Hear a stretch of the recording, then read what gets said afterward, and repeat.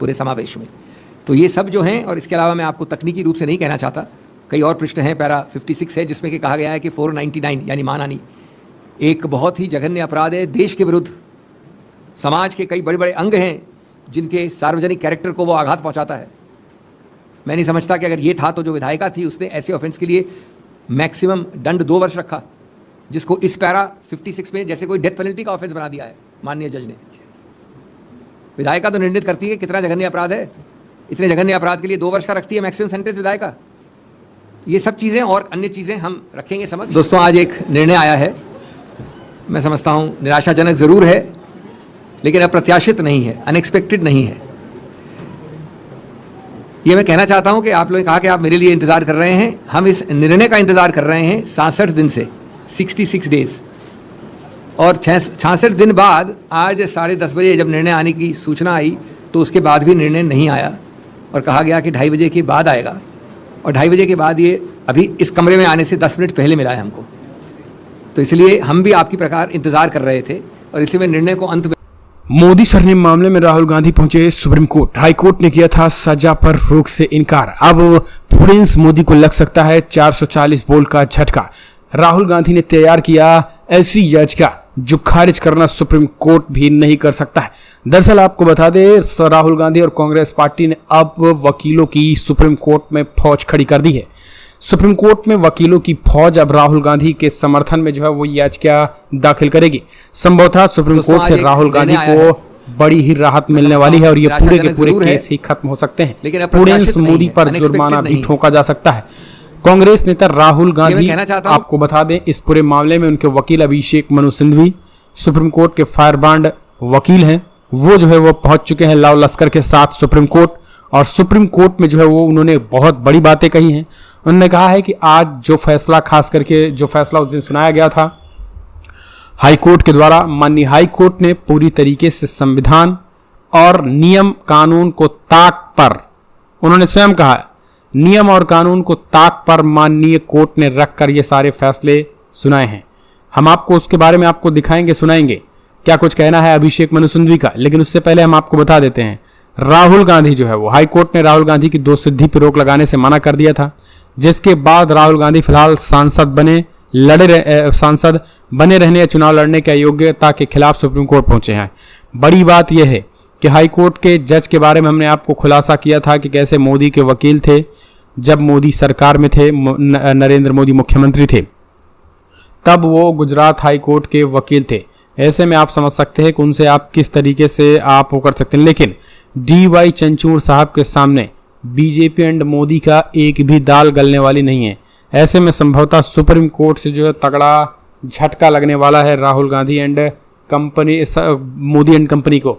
तो राहुल गांधी के लिए अभिषेक मनु सिंघवी ने ऐसी याचिका तैयार की है जिसे सुप्रीम कोर्ट भी नहीं कर सकता है इसे खेल। इस पूरे मामले में सुप्रीम कोर्ट के वकीलों की फौज लगी है। आपको बता दें, आप सुनिए क्या कुछ कहना है, क्या कुछ तैयारी है। अब आप सुन लीजिए, कमेंट्स के माध्यम से अपने सुझाव देना राहुल गांधी के इस फैसले को लेकर जो कुछ हुआ है, जरा सुन लीजिए। सिर्फ आरोप है, कोई दोषी नहीं है। 1 महीने बाद ओरिजिनल कंप्लेंट के। मैं ये भी कहना चाहूंगा कि इस बारे में कोई आपको गलतफहमी नहीं होनी चाहिए कि जो ये मूल मुद्दा है, सिद्धांत है इस केस में, वो हम सबको, हम एक व्यक्ति को असर दुष्प्रभाव करता है, इन्वॉल्व हम सबको करता है। ये सिर्फ किसी एक व्यक्ति विशेष या राहुल गांधी या इनका या मेरा या आपका केस नहीं है। क्योंकि ये उस अखाड़े की बात है जो स्वतंत्र बोलचाल का अखाड़ा है।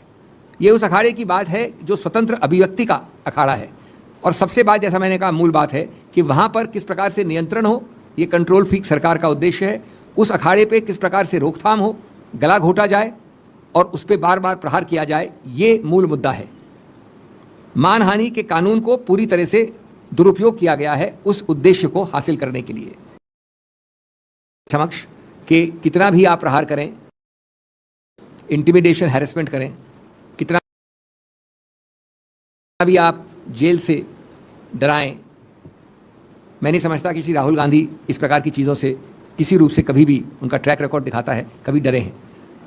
वो एक सत्य के राह के निडर यात्री हैं और वो बीजेपी का झूठ का पर्दाफाश करते रहेंगे, बार बार करेंगे।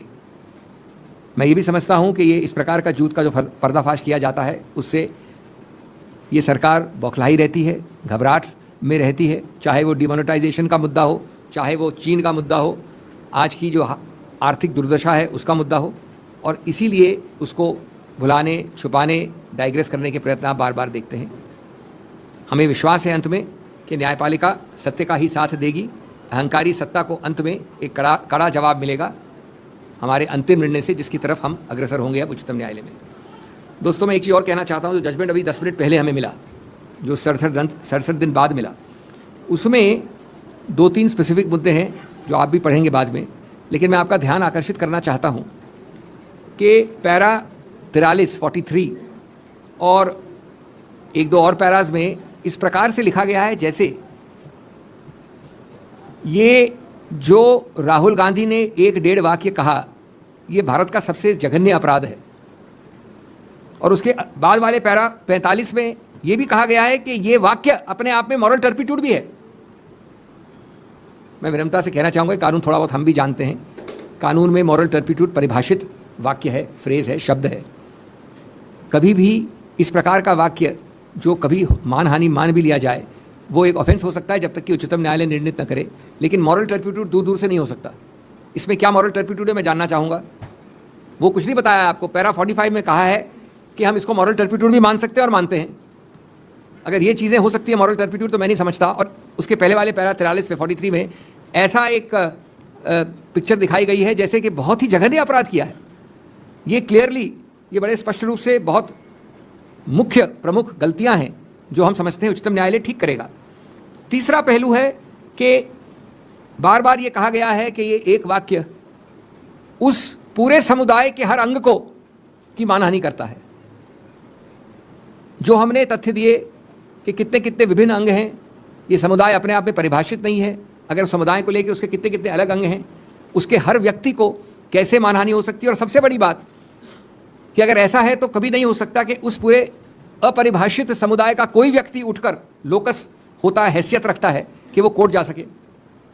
13 करोड़ लोग हों या 10 करोड़ लोग हों, उनमें से कोई भी शिकायतकर्ता बन सके, इसका कोई उत्तर नहीं दे पाया है ये निर्णय जो आज आया है।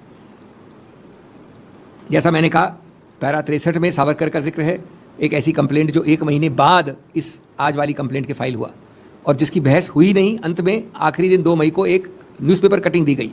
ये कानून की बहस का परंपरा नहीं होती, उसको प्लीड करना पड़ता है, लिखित रूप से अंदर लाना पड़ता है पूरे समावेश में। तो ये सब जो हैं, और इसके अलावा मैं आपको तकनीकी रूप से नहीं कहना चाहता, कई और पृष्ठ हैं। पैरा 56 है जिसमें कि कहा गया है कि 499 यानी मानहानि एक बहुत ही जघन्य अपराध है देश के विरुद्ध। समाज के कई बड़े बड़े अंग हैं जिनके सार्वजनिक कैरेक्टर को वो आघात पहुंचाता है।